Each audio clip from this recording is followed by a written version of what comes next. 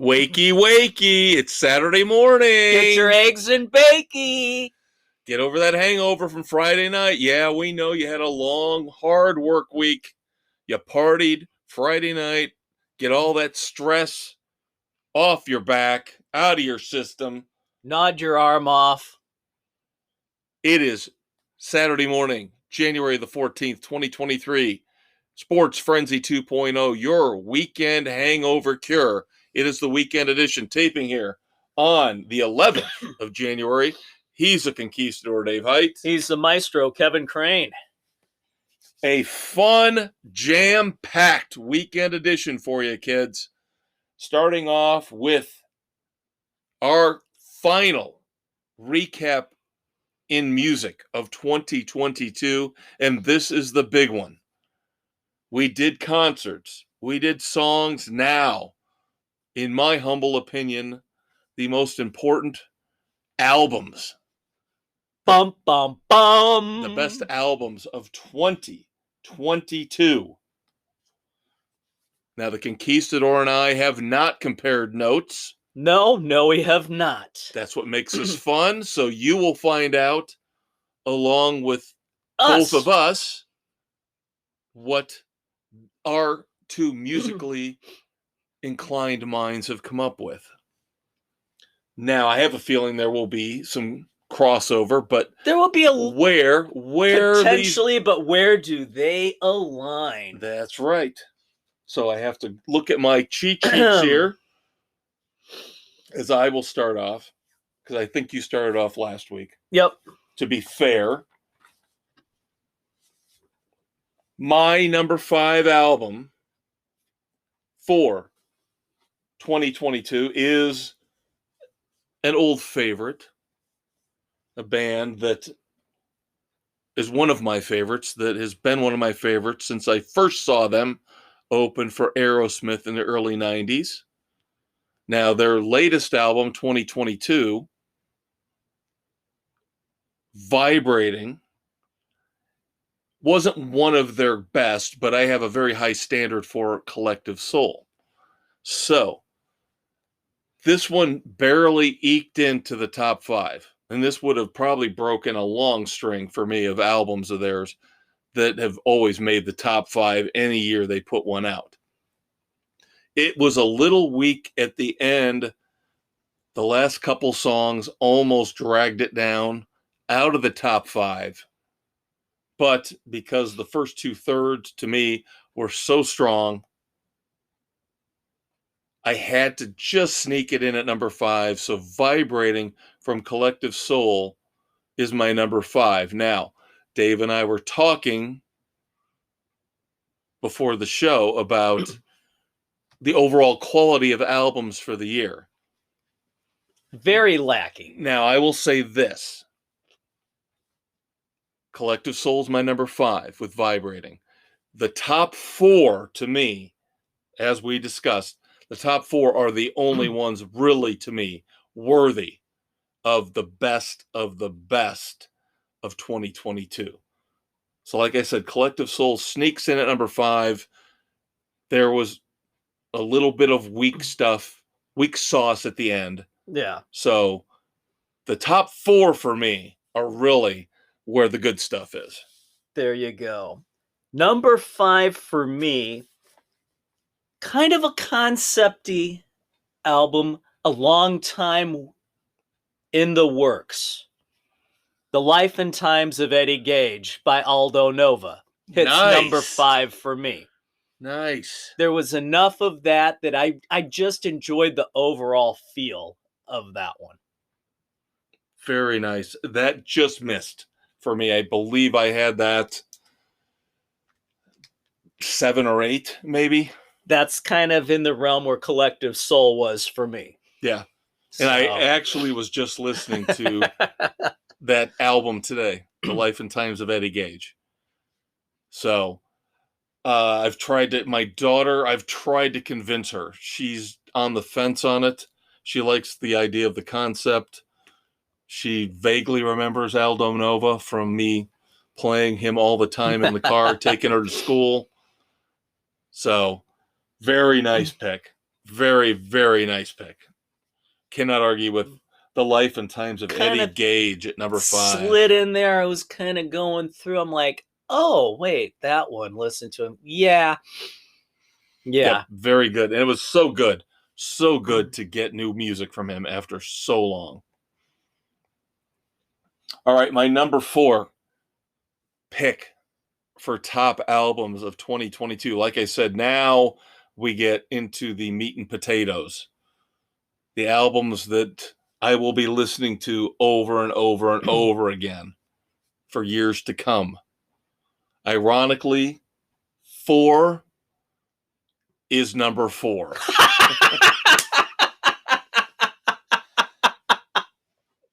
That would be the 4th album from Slash, Miles Kennedy and the Conspirators. And if you couldn't tell, that is what my number 4 album is as well.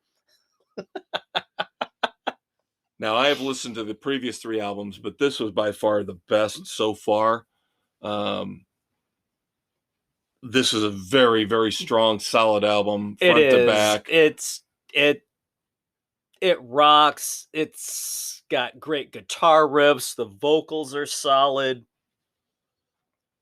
And again, Miles Kennedy just can't help himself. He's got to do project after project after project. He's always got to find his way for some reason, somehow, into our top 5.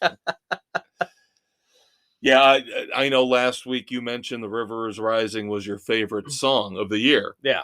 And I didn't pick one of the songs off the album, but the album as a whole is just solid. It is. You know, I couldn't pick a standout song. There are a lot of them. That C'est La Vie's really good. It's just a solid album, top to bottom. Yep. All right, so now we move on to number 3. Now, now I thought you might have 4 higher, so now this scares me. This could be intriguing. We might be simpatico on a lot of these. My number 3 album of 2022 is a quote-unquote resurrection of sorts as a band that Dave and I both loved back in the late 80s and early 90s with the mammoth, fantastic voice of one Sebastian Bach. Would this be Skid Row, The Gang's All Here at number 3 as I have it? Again, we did not compare notes ahead of time. We did not compare notes ahead of time. Not even at all. Boy, this really scares me. We might have the same top 4. Oh my God. Wouldn't that be a kicker? Yes, my number 3, as well as Dave's, is Skid Row. They found the guy. It took them a while. They went through a couple other lead singers, but they finally found the guy who could sound like Sebastian Bach. Stone Temple Pilots did this. They found a guy who sounded like Scott Weiland, kept their momentum going. Same thing now with Skid Row. They have brought back their momentum. The Gang's All Here sounds like an old school Skid Row album from front to end. It's just awesome. I mean, it is just a rocking album. Fantastic. It harkens back to their glory hair metal days. Yes. Yeah, and some of the stuff that they put out with the other lead singers seemed a little bit more pretentious. Seemed like they were trying to do concept albums. Yeah, no. Stuff like that. They got back to who they are as a metal rock band. And of course, when we reviewed the album, you mentioned they even put some lyrical references in there to the old school stuff. So I swear, kids, I'm swearing to you right now. We did not discuss this at all. Nope. So both Dave and I have The Gang's All Here from Skid Row at number 3. Now it gets interesting. You want to go or do you want me to?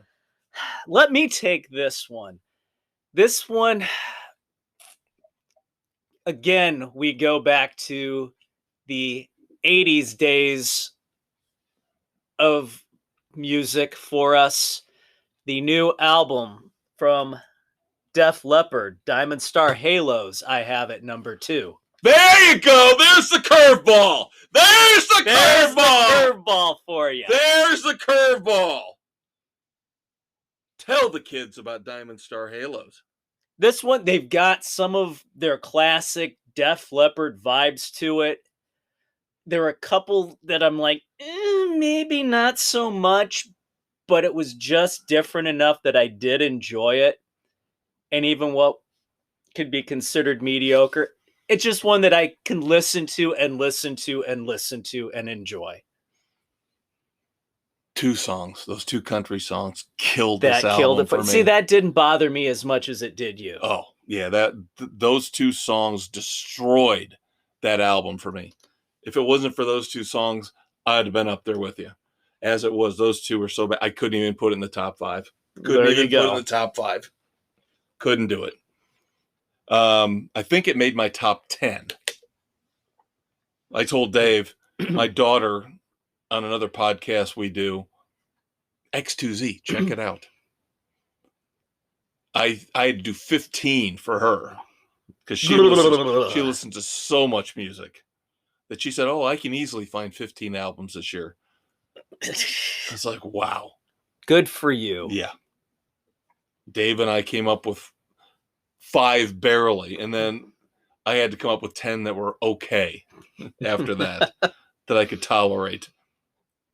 Well, now I'm intrigued because now things have shifted and changed. So I am going to be shocked because one of my top 2, your 2? Well, one of my top 2 did not make your top 5. So I'm going to be very interested to see who that was that you omitted. My number 2 album of 2022 happens to be a band we are going to see next month.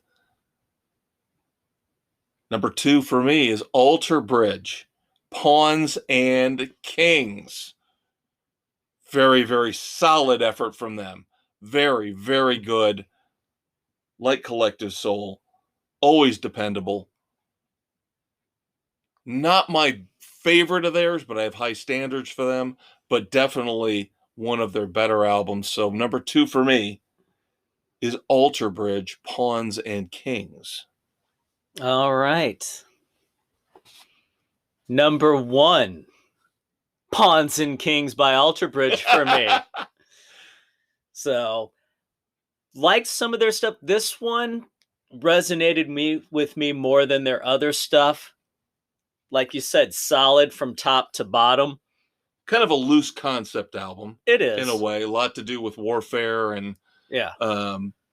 It seems like collapsing of societies and that kind of stuff. Very epic songs for a lot of the album. They are, but it's just solid musically and lyrically. Yes, definitely very, very good. So my number 1 did not make your top 5. Wow. This shocks me. This blows me away, kids. My number 1 album for 2022 is the Sports Frenzy House Band. It was Black close. Moods Into the Night. It was close. It was good. I enjoyed it thoroughly, but I don't know. There was just something there.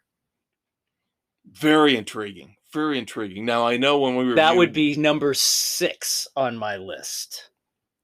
When we reviewed a lot of the songs, because, of course, they released 4 or 5 songs before the album even came out. Same thing they did with Sunshine, their last album, which, by the way, was my number 1 album of 2020.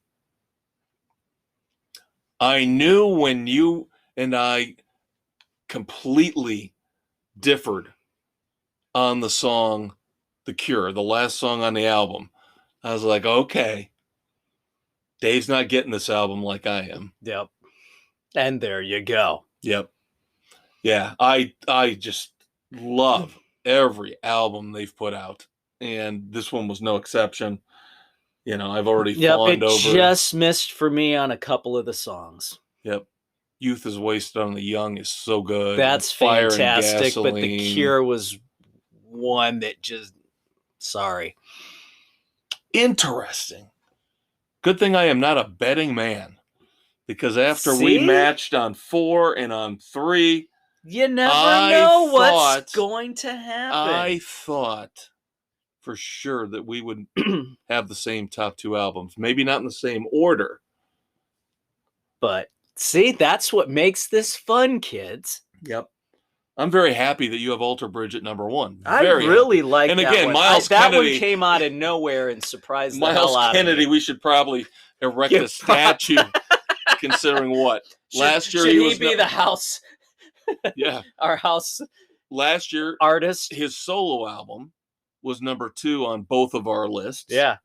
And now this year we both have him with the Slash. Conspirators and with Alter Bridge twice Yeah. in our top 5. There you go. The hardest working man in rock. Yeah, Miles. Why don't you push some of that money our way? Since we keep promoting we keep you and you out there, buddy. telling everybody how freaking awesome you are. You know, you could upgrade us to backstage passes when we go see you in February. That's right. That's a great idea from the Conquistador. Just saying.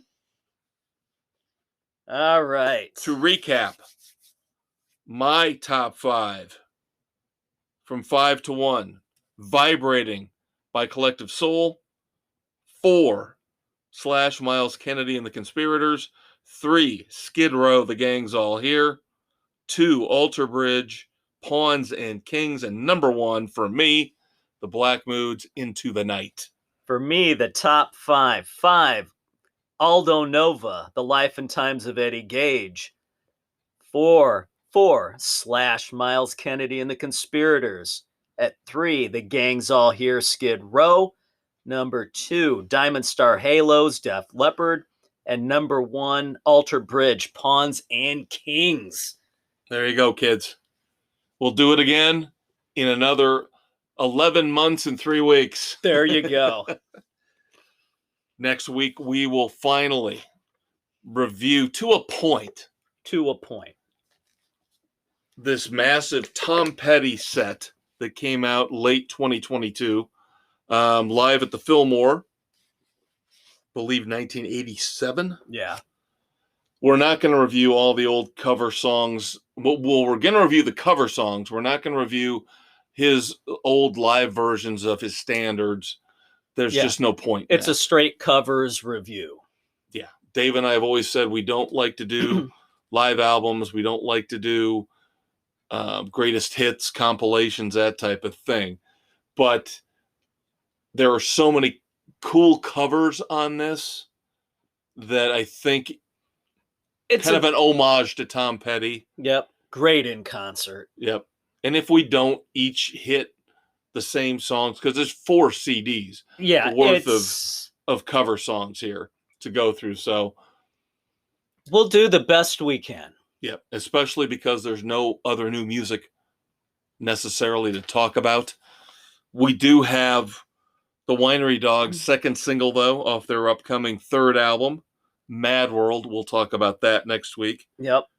And I have got a special song for Dave to listen to, Art of Dying, Ready for a Good Time. So this is more fun, though. This is, again, like a game. I want Dave to listen to this Art of Dying song. Who is their influence? Who do they sound almost exactly like? If you can't figure it out within 20 seconds, shame on you. There we go. All right, these aren't necessarily music related, but I want to throw these out there in this segment before we wrap up. We don't normally celebrate anniversaries. We'll do a birthday once in a while if it's important to us. Occasionally, yeah. But these 2 I thought would be fun to discuss for a few minutes because, again, we didn't have any new music to talk about this week. Kind of geekish, kind of old school anniversaries, but fun nonetheless. Earlier this week, January the 6th, going back to 1973, 50-year anniversary.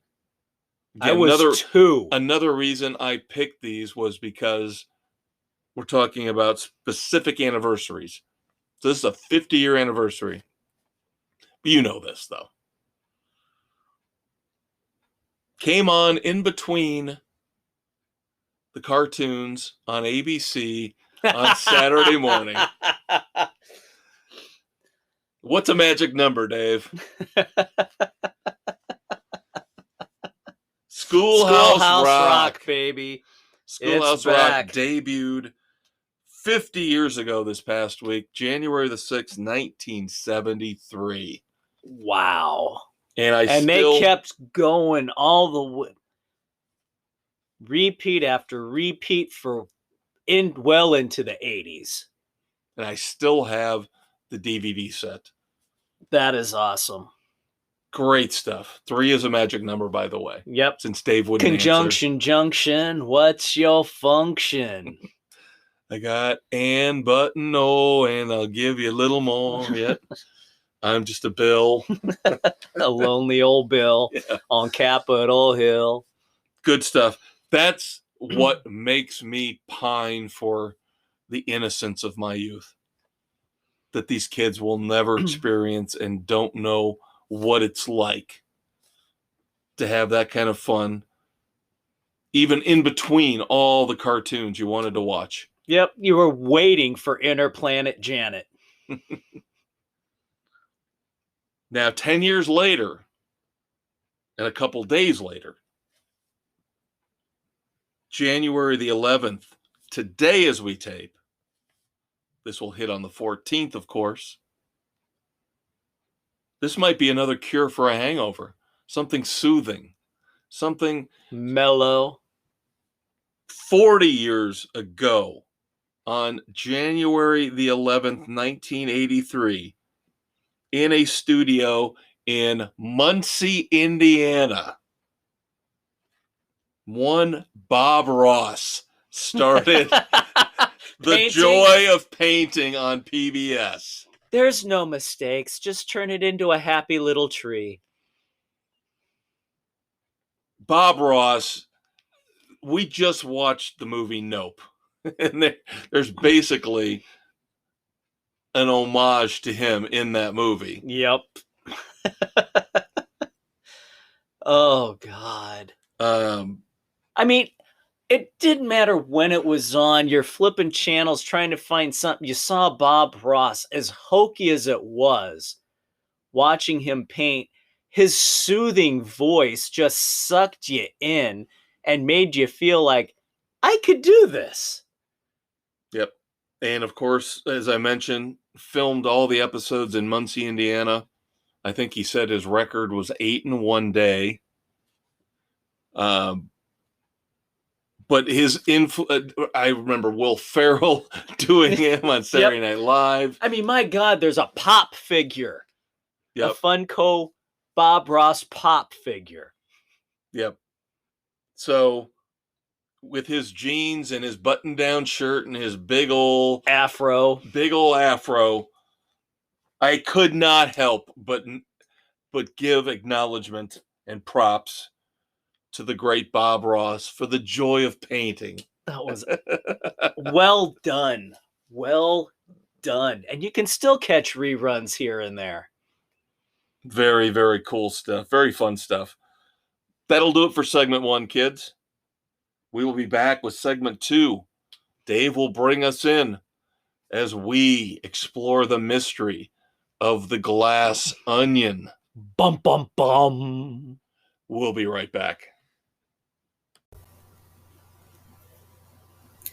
Listen to Sports Frenzy 2.0, the weekend edition, on Spotify, Anchor, Google, Radio Public, Pocket Cast, Breaker, Apple, Overcast, and Castbox, as the Maestro and Conquistador give their reviews and news on music, movies, TV, books, and more every Saturday. They can't help themselves. They have no control over this need to talk and scream. It's inside them. The fire, the voices, the torment.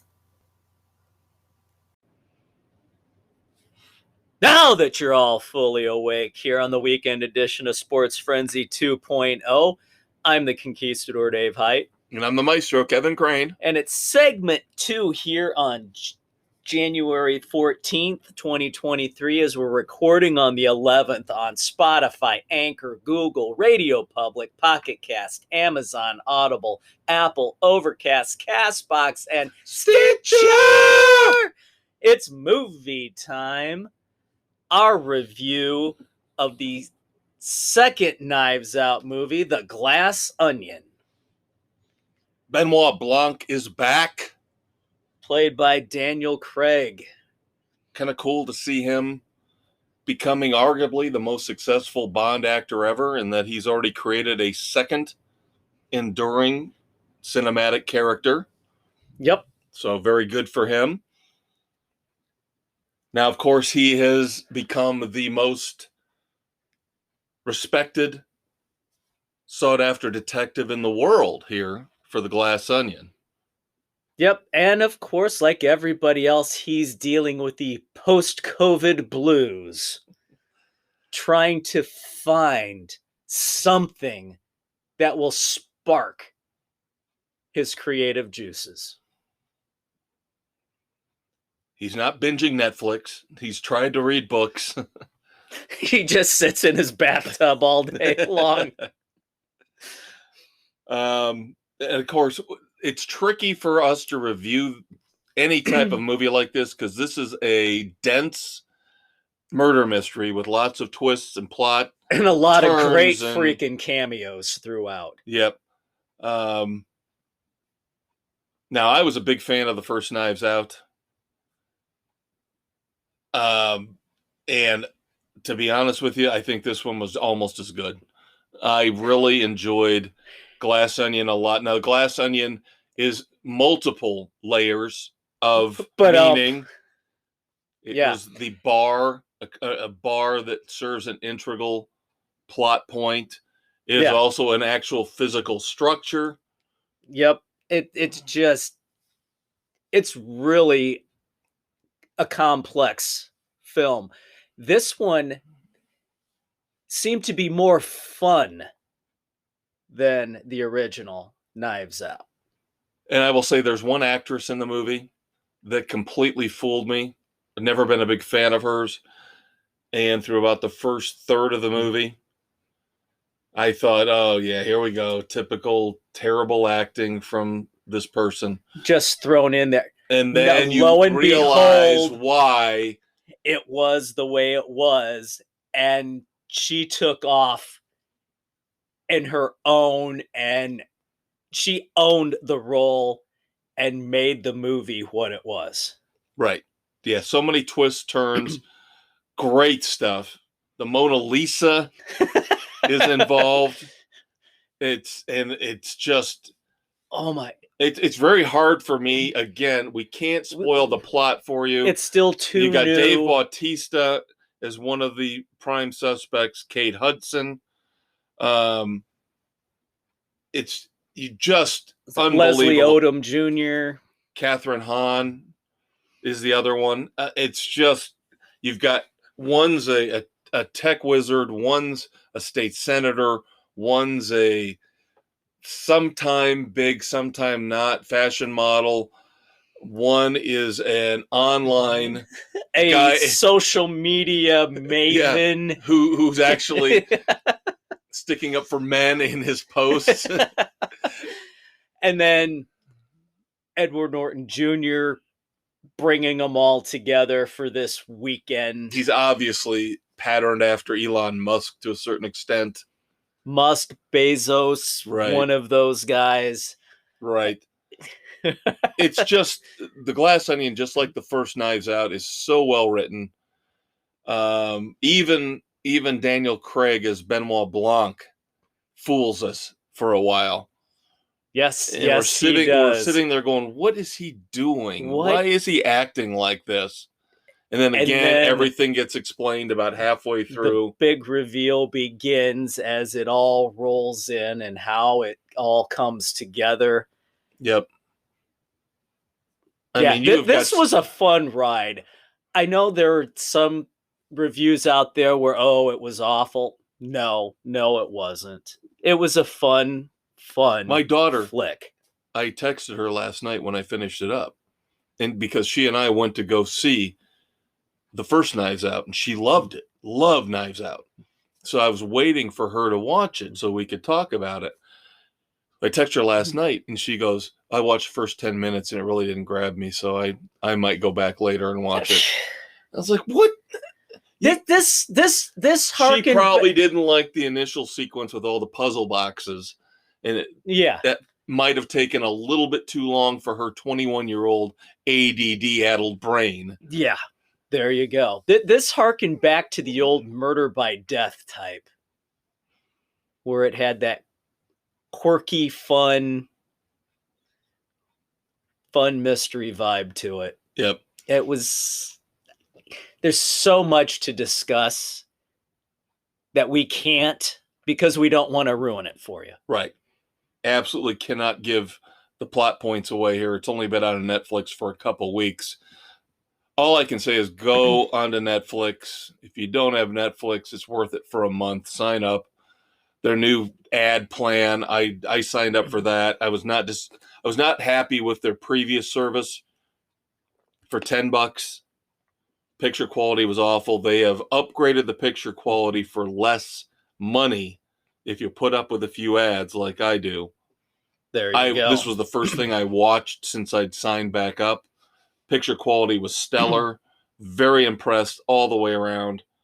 3.5 frenzies for Glass Onion. I just loved it. Absolutely agree. This was one I watched with my wife and my mom, and just all of us thoroughly enjoyed it. So you're seeing bad reviews for it, huh? There were a couple things that I've heard that people weren't all that sold on it, that they didn't think it was lived up to the original. Oh, I think it did. Absolutely. I thought it did. Yeah. I thought it was right there. Still high quality writing. Yeah. Kept you going right along. And now the interesting thing, of course, the guy who's come up with both of these Knives Out mysteries is Rian Johnson. He has got a new series starting on Peacock at the end of January called Poker Face. Yes. Which I'm very interested to watch. That could be intriguing. And of course, the star of Poker Face, I don't think we're giving too much away here. The star of Poker Face, Natasha Lyonne, is one of those cameos you were talking about. One of the people trying to keep Benoit Blanc interested in his bathtub COVID phase. We won't tell you the other ones, though.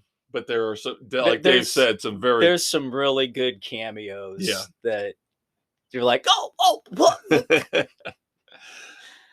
But one last thing on this before, again, can't talk more about the plot, but just talking about it in general and how much of a box office success pre-COVID the first Knives Out was.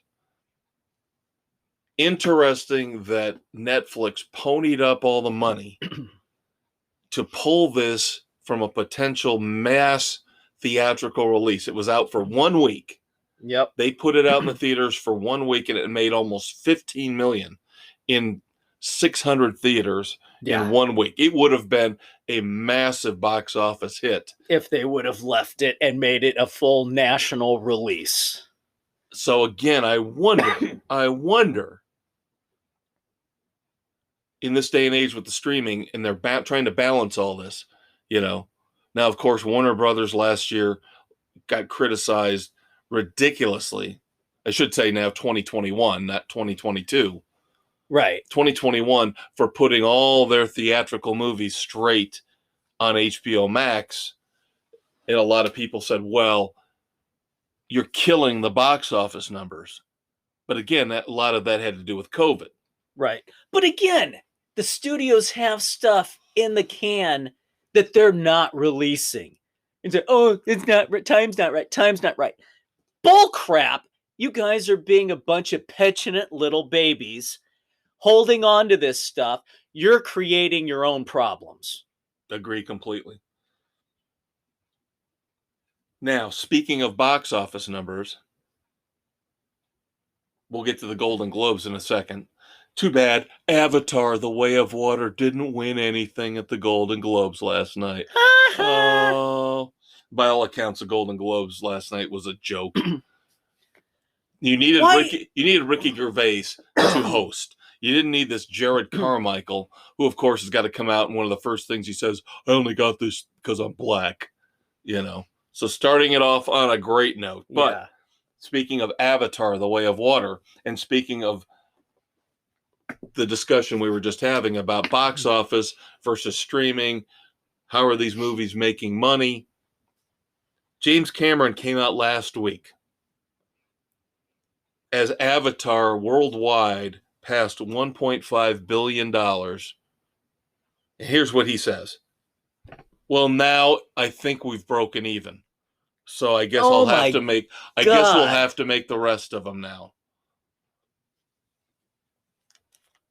Make the rest of them? He wasn't joking. How many freaking movies does he have planned?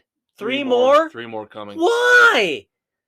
Because these movies are tremendously popular, even though you and I boycott them.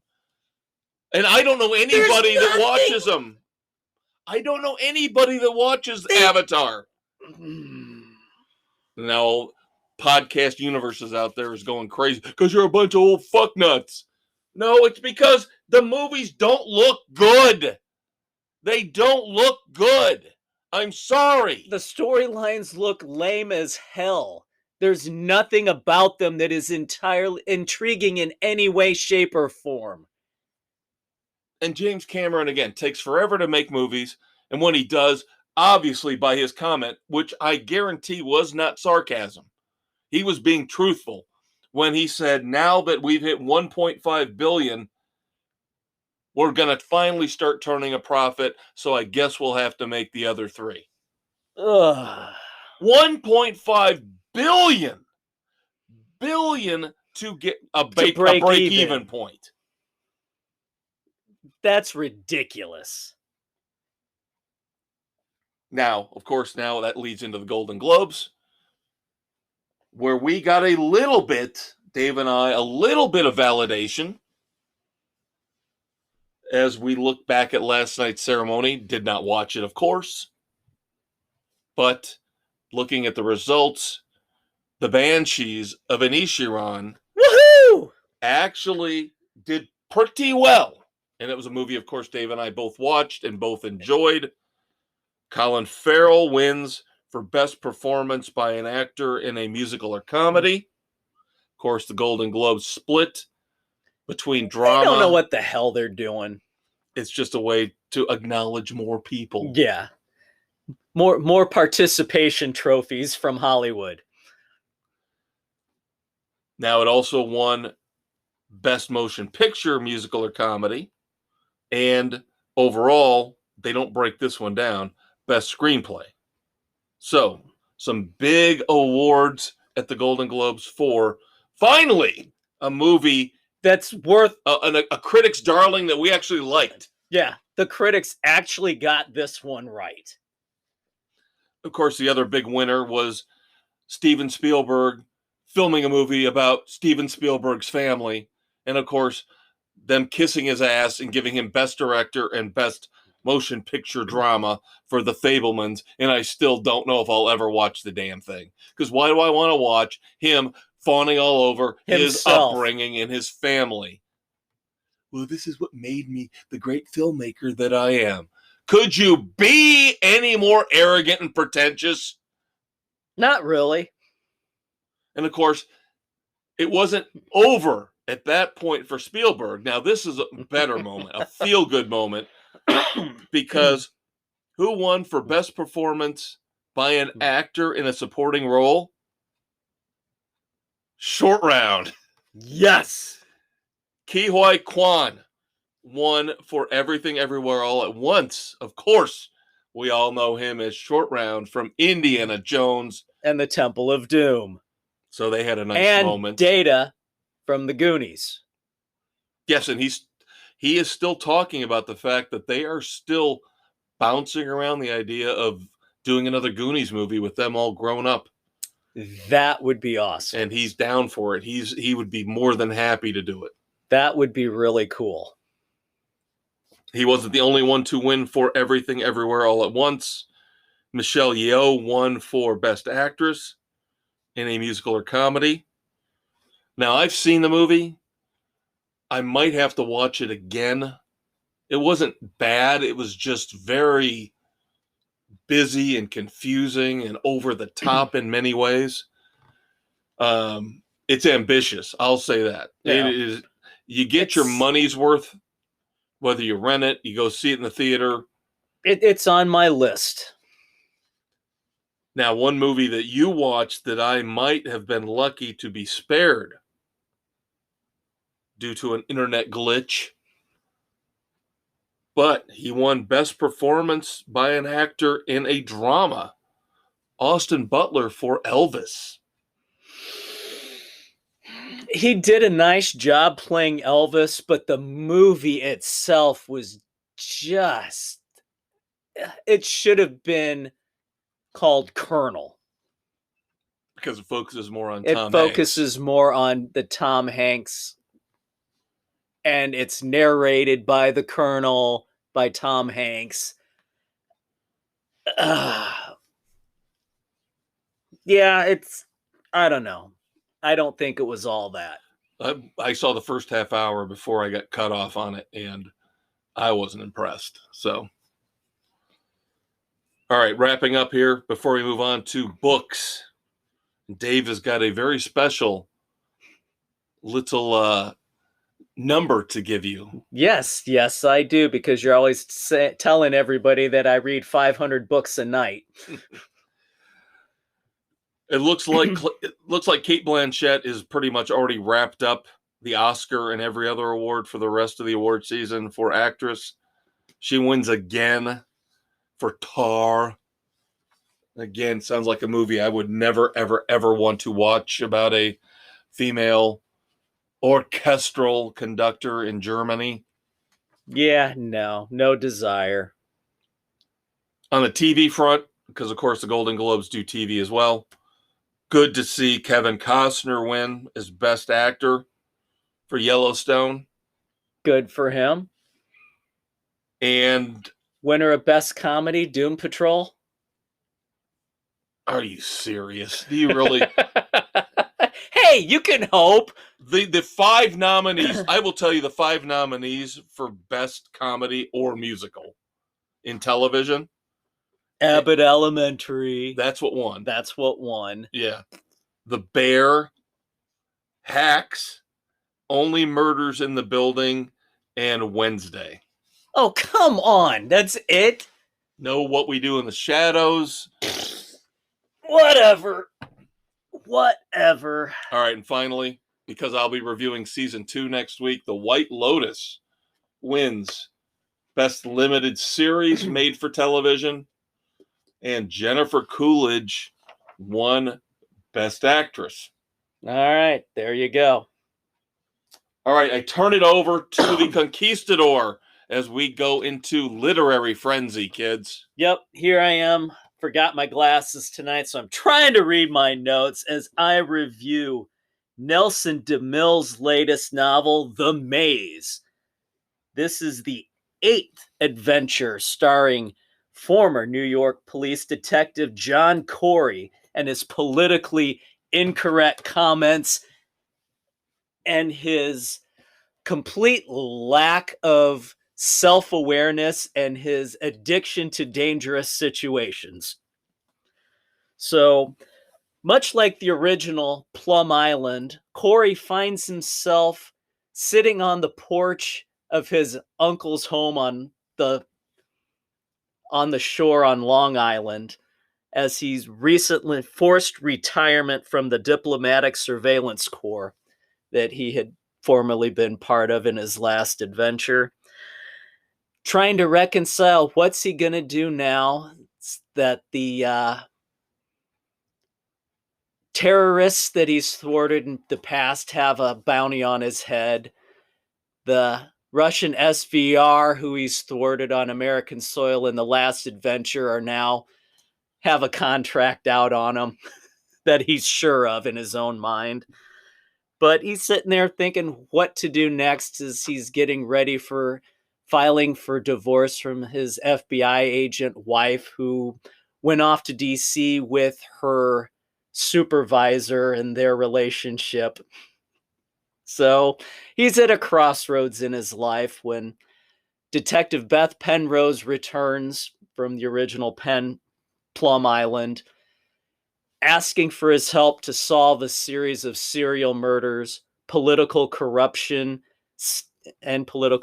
stemming from a private detective agency on the island, and talks him into getting a job with the detective agency and trying to uncover what's going on. And of course, he's a loose cannon. He's going to do whatever it takes to stir things up just to try and resolve the case as soon as possible. And of course, with Corey, it's a shit show. Nothing works out the way he wants, but in the end, he gets the job done. So DeMille is great. He just takes so long between books, but they're well worth reading. I highly recommend the John Corey series. 3.5 on this one. Quick read. It's funny. It's fast paced. It's enjoyable. I was thinking the other day, I know on occasion I do, especially when I'm in the bathroom. And when it comes to books, now you obviously read a ton more than me, and we'll get to that in a second. But I was thinking about the series that you and I have kind of got each other turned on to, you know. Now this sounds to me like maybe this is something I should be reading. This is one you and should I remember be checking out. Next week we will review the latest Jack Reacher, No Plan B, which is another series you got me into. And I was thinking about, well, I got Dave reading the Spencer books. I got you onto James Lee Burke. Now, Robert Craze, I wasn't sure about. If that was one that we kind of mutual on both that were one. reading it separately, and then, Yeah. oh, you read Elvis Cole? Yeah, I read Yeah. Elvis Cole. Just an aside. Yep. So, my little fun facts for you. I was looking through my records.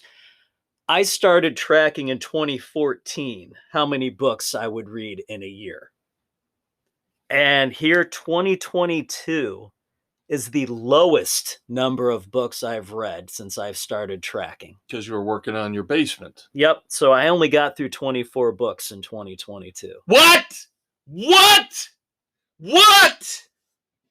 No. Oh my God. If I was a betting man, I would never have bet that low. Never. 24 was my low since I've started tracking. Wow. Now, college years and all was probably a little lower than that and all, but no. 2014, 51. 2015, 63. See, now 51 is kind of what I would expect from you. 2016, my all-time high, the year of Spencer, when I started reading the entire series. 80. Because those are quick reads for you. Yep. 80 books in 2016. 2017 dropped down to 55. 2018, 60. 2019, 43. 2020 back up to 74. COVID. Back up to 74. 2021, 47. So from 2014 through 2022, I have, in the 9 years, 497 books. Man, God, Jesus. I used to read a lot more. I used to be able to read nothing like that, but if I had to guess, I could knock out 20, 25 books a year. Now I'm down to half of that. So there you go. Well, the Spencer year impresses me because, yeah, you must have knocked out at least half or 2/3 of the series. I think I read about 3/4 of the series. Yep. Up until I caught up to where it was that year. Yeah, so that was got to be 35 or 40 minimum. Yeah, I blew through them that year. Jesus. So I think they're up to 50. They're in the low 50s now. Yeah. There you go, kids. There's your proof that when I give him a hard time about how many books he reads, I'm not that far off. I'm not that crazy. I do read a bit. There are a lot of people out there who read a hell of a lot more than I do, though, which scares the hell out of me. Well, I know. There's people that I've told you when I get my free book a month email from Kindle, from Amazon, and you go on their first day, and by the afternoon of the first day, there's already people putting reviews out for the book. And some of these folks have probably had the advanced reader copies, the galleys. They've probably skimmed through it. That's why I make the jokes about Evelyn Wood. Those of you of our age know that Evelyn Wood was like an infomercial about speed reading and how to read a book and just flip pages like it was nothing. Yep. Pick out the major plot points and everything else. The words, the words that stood out, skip the prepositions and skip all of the superfluous. Neither one of us. We've had too many beards. Yes, the superfluous background. It was a dark and stormy night as the wind was whipping the fog in swirls across the plains. Yep. That word, superfluous. Whatever. Yeah. The crap that nobody really cares about, but they use to try and set the stage. Yeah, I can't say that word after 6 beers. Sorry. All right, kids, that's going to wrap up Literary Frenzy. That's going to wrap up segment 2. Now, I said next week, I promised Dave. No plan B. Jack Reacher. Now I'm going to have to do a quick refresh. Yeah. See, this is what I get. This is where we go right back into the rabbit hole. The book's been out for 3 months. And I've read about 6 or 7 others. Yeah, but I'm going to get the abuse because now that we're going to review it, Dave can't remember anything from the book because he blew through it the first 2 weeks it was out.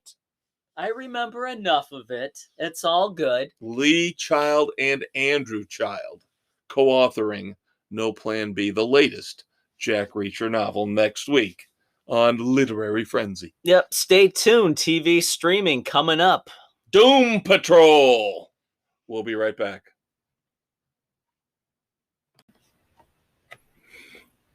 Hello, this is Will Smith. You might know me as the original Fresh Prince of Bel-Air. You might also know me from Bad Boys 1, Bad Boys 2, and Bad Boys for Life. And now you must also know me as an Academy Award-winning actor for King Richard. Also by now, you know there are 2 things I do not like people talking about in my presence. Namely, my open marriage and my wife's lack of hair. Well, now, there is a 3rd thing you do not talk about in front of Will Smith. You do not talk about Sports Frenzy 2.0. My boys, Kev and Dave, will hit slap the sports world in Hollywood each and every week on Sports Frenzy 2.0 and the Weekend Edition on Spotify, Anchor, Google, Radio Public, Pocket Cast, Breaker, Apple, Overcast, Castbox, and Stitcher. Just remember, keep Sports Frenzy's name out your damn mouth.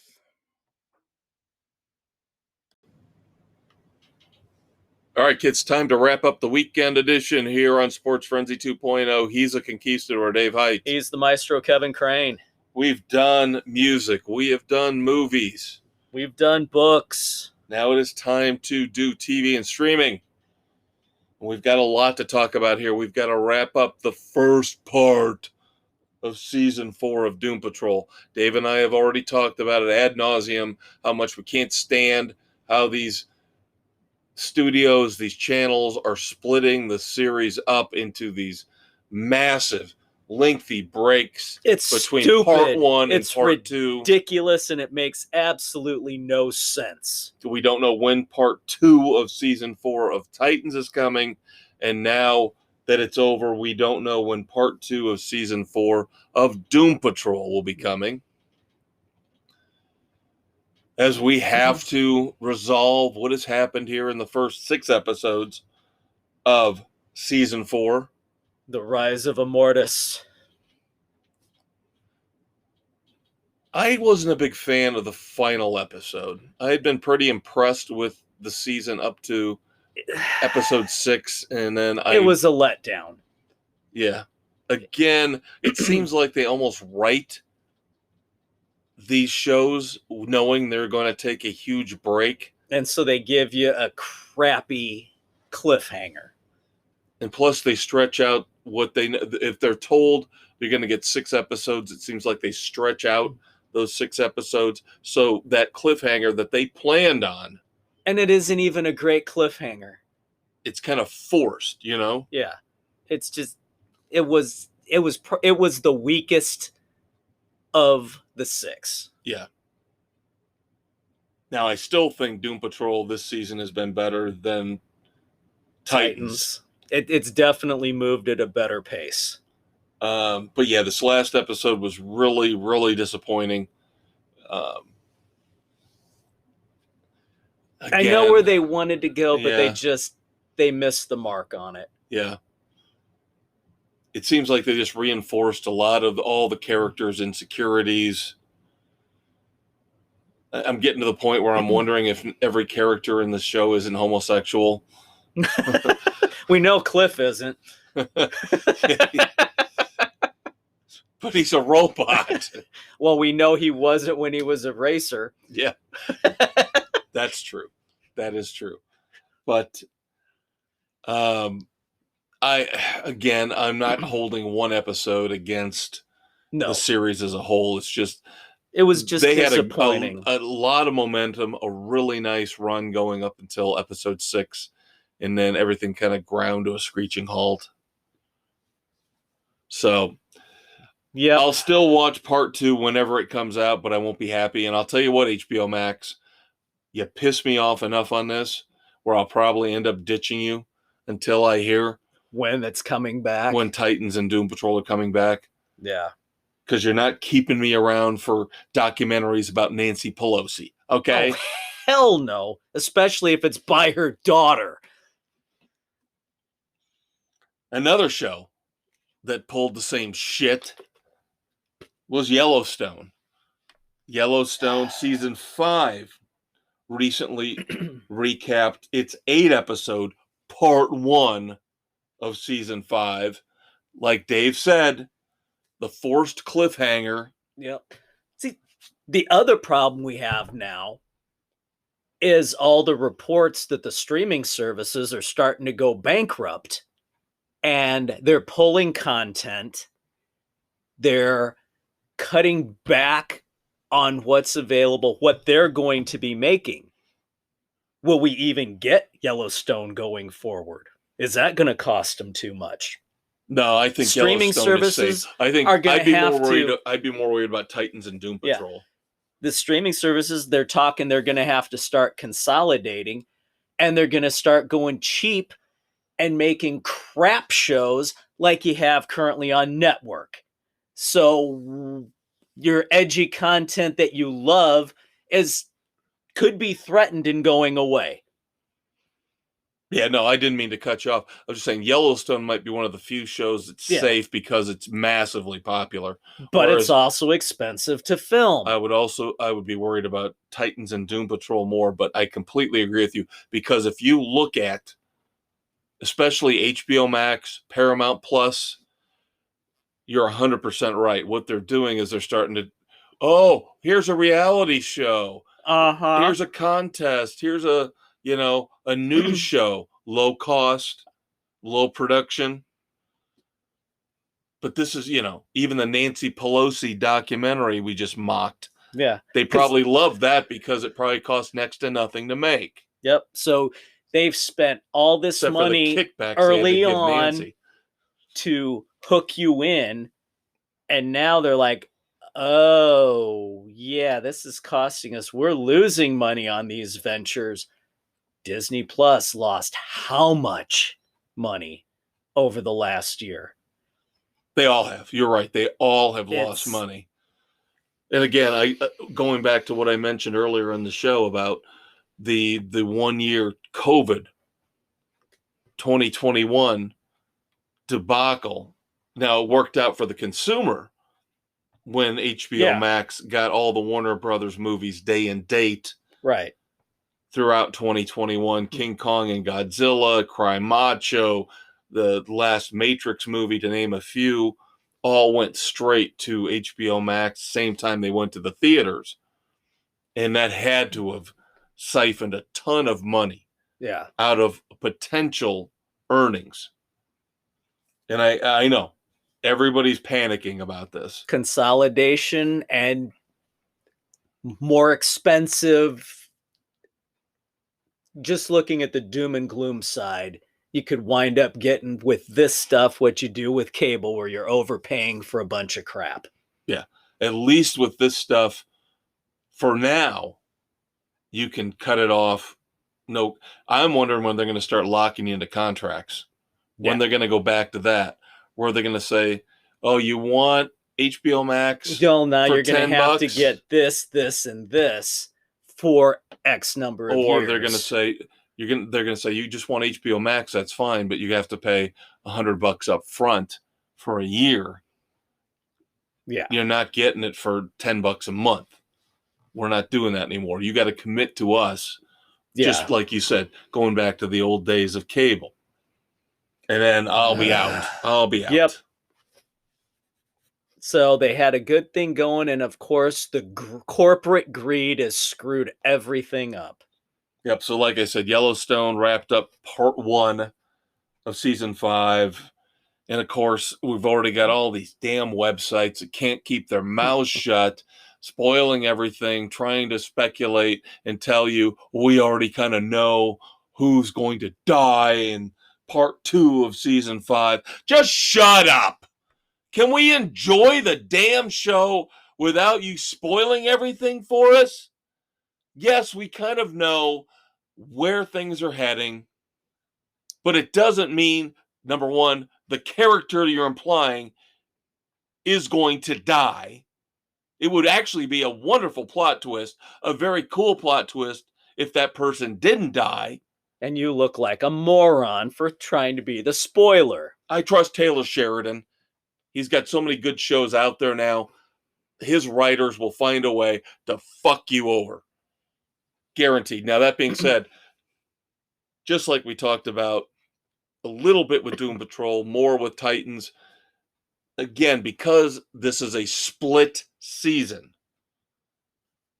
part 1 of season 5 of Yellowstone dragged, and it seemed like there was a lot of filler in it. This has by far been the least impressive season so far. A lot of picturesque shots of the Yellowstone mountains and, the cowboys herding the calves and the cows and the steers. Fine. That's good for 10. The shots will go on for 2 or 3 minutes before they get back to the storyline. And then the storyline doesn't really go anywhere for a while.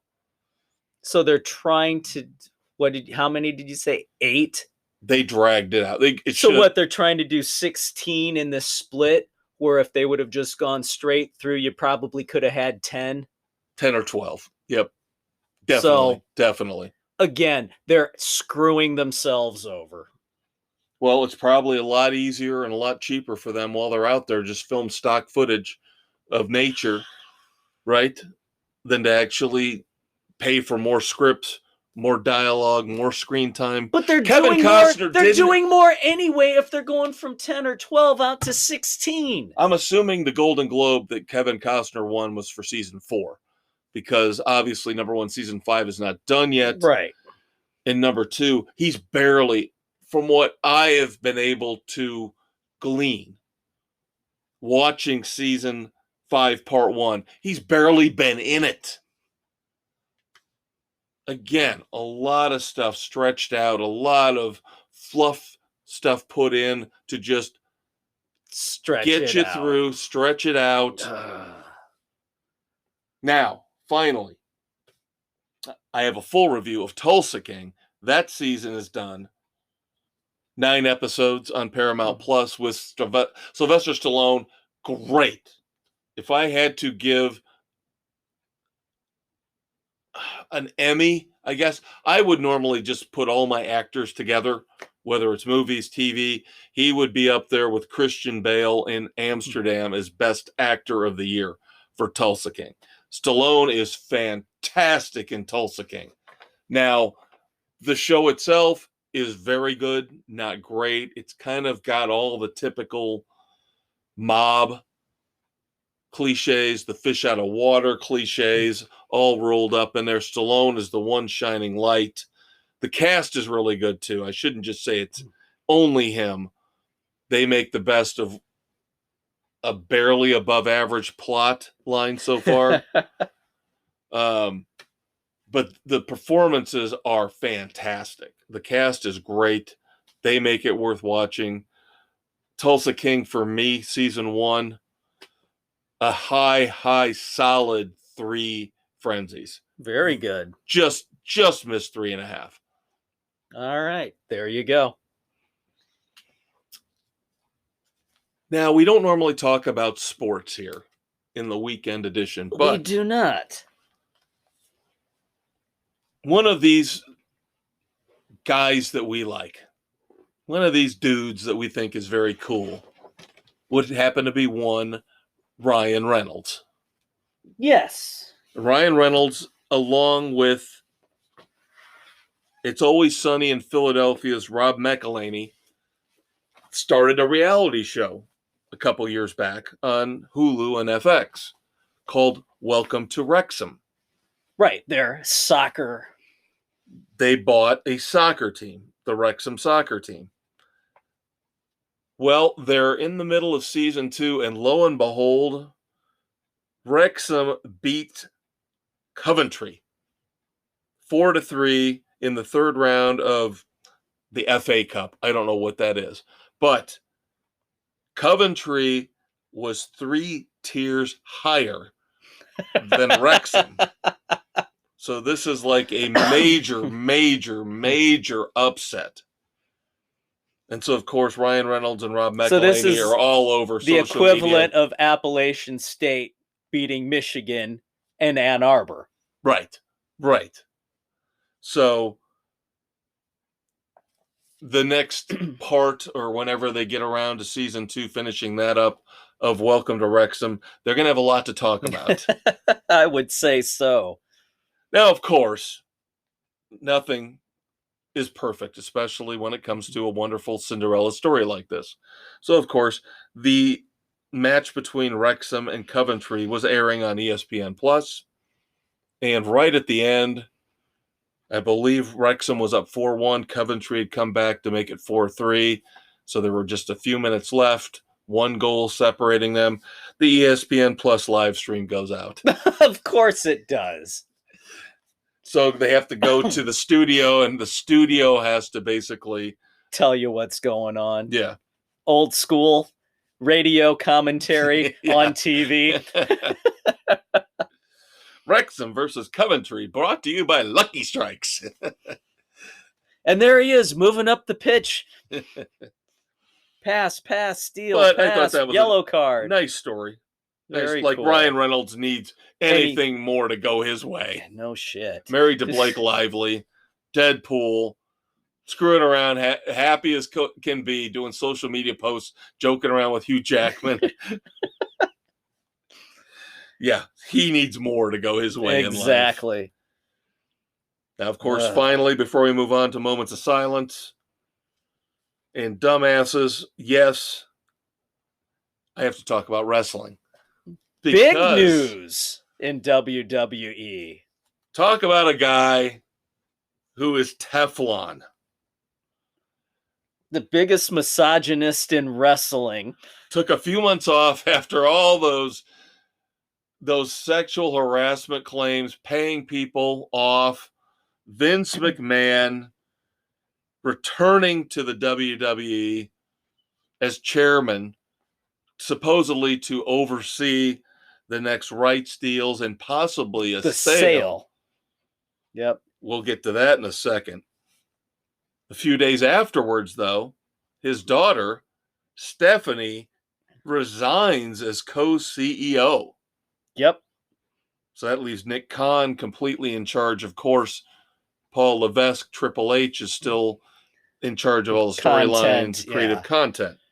But wow, for the daughter to step away when dad comes back, is she that pissed off? Or did he tell her bye-bye? Maybe she doesn't like what daddy was doing. Probably. Maybe she's got a little bit of that hashtag Me Too thing going. But the sale of WWE is now possibly on the table.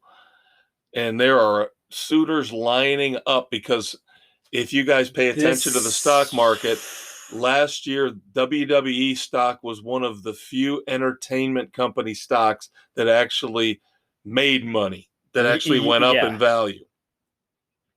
So now I've heard Comcast wants it. I've heard Netflix might get in on this. The most disturbing one.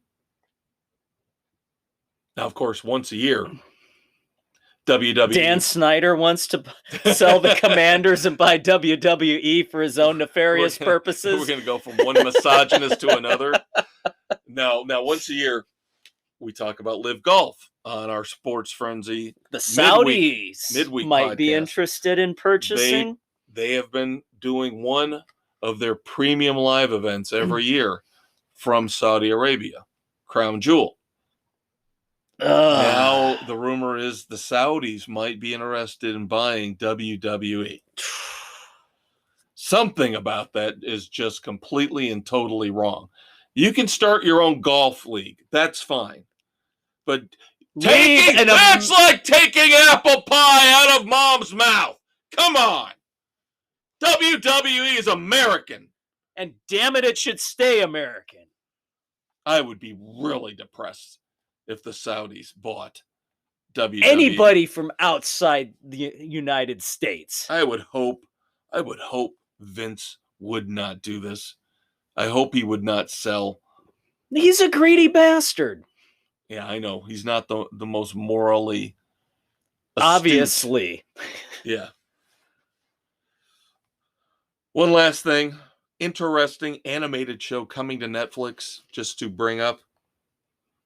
We talked about Austin Butler and how he won for his portrayal of Elvis Presley. And couldn't stop talking like Elvis.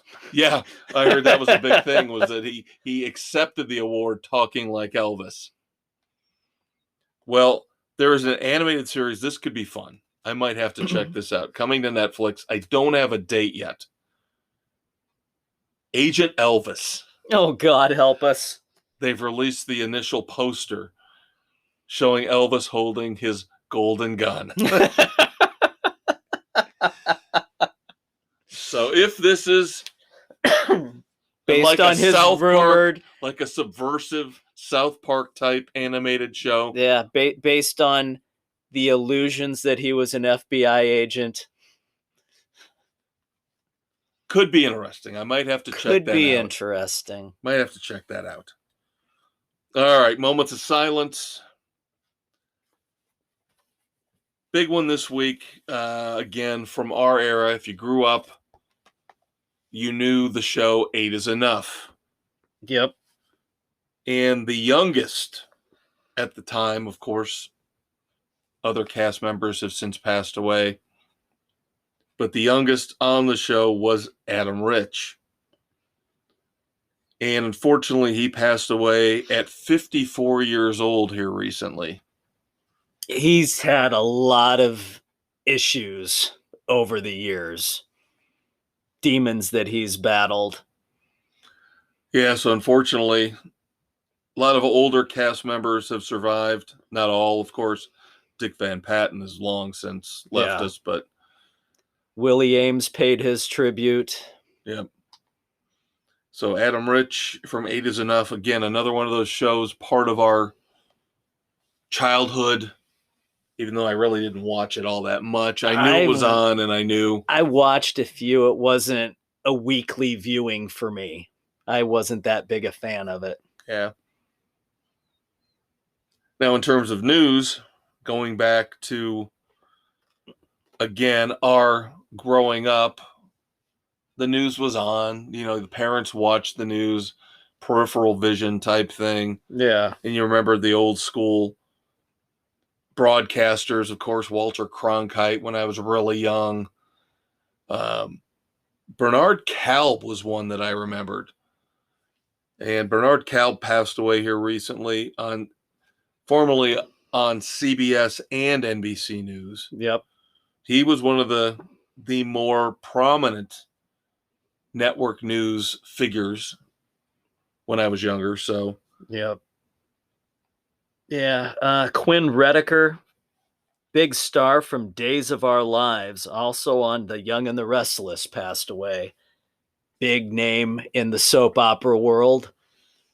Not two that I ever watched, but I know the name. Well, and that's the thing.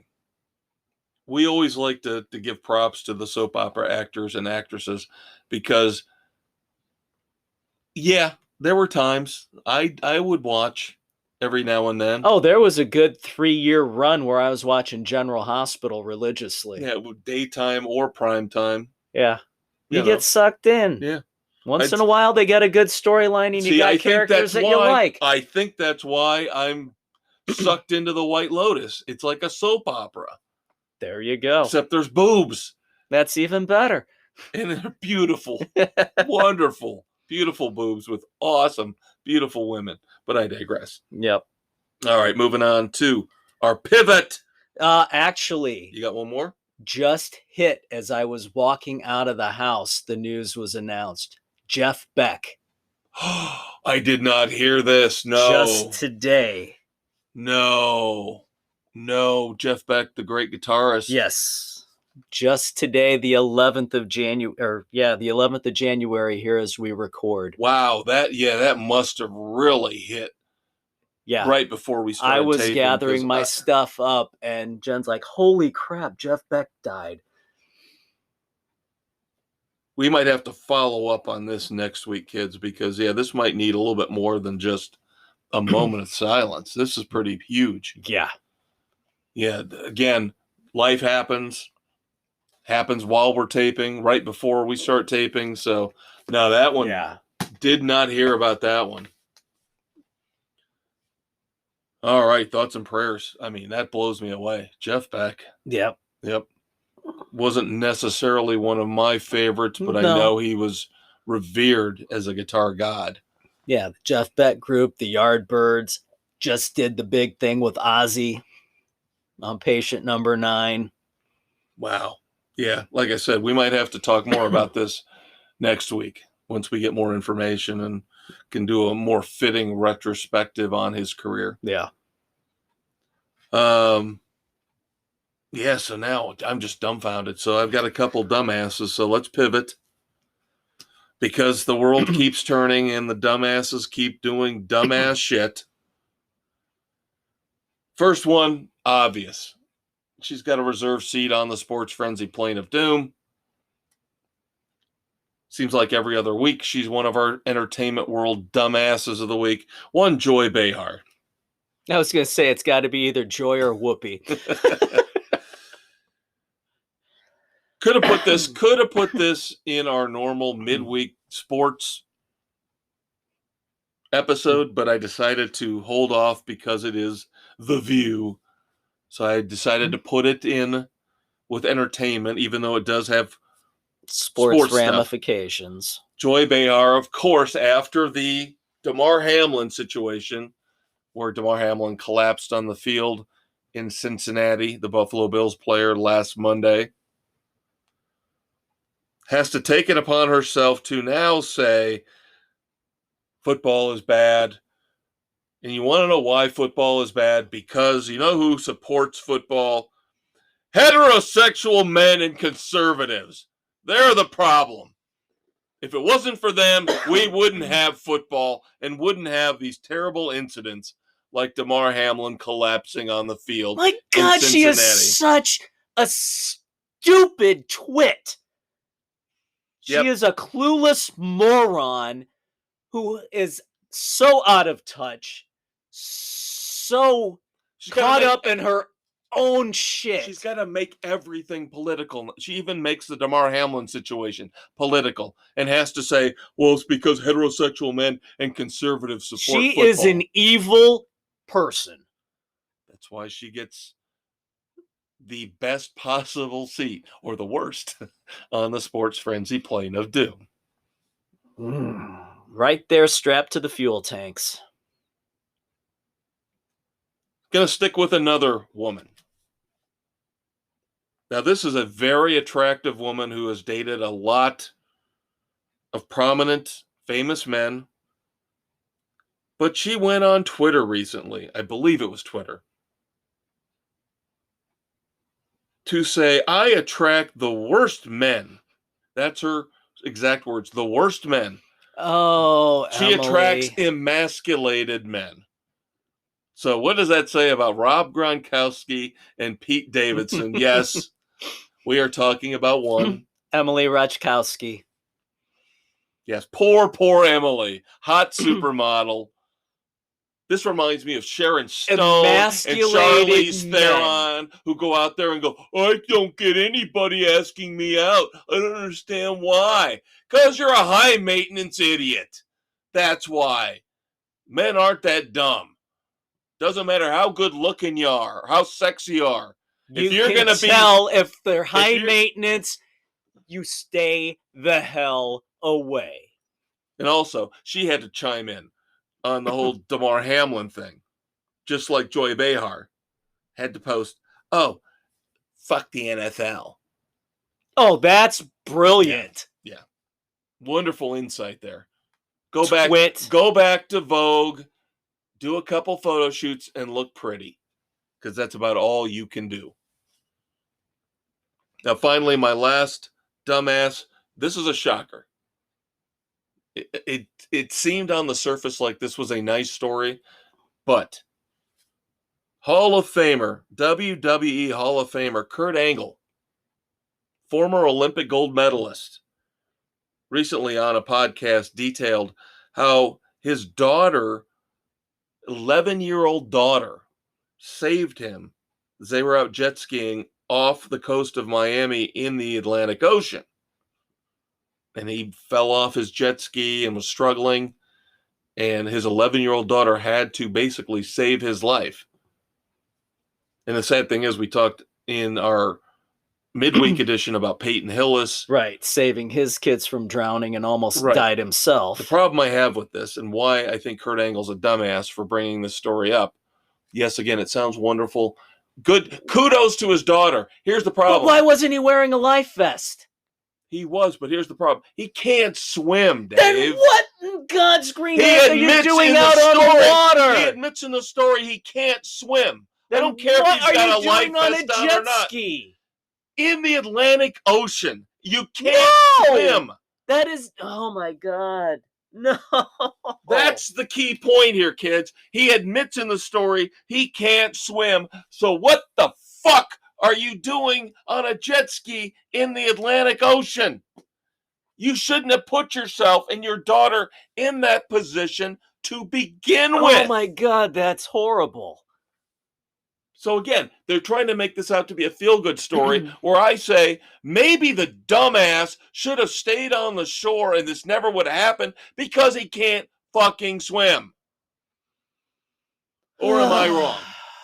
No, the dumbass should not have been out there. Plus, he's had multiple neck surgeries. That's it for the weekend edition. He's Dave. I'm Kev. We'll check you out next week. Bye-bye.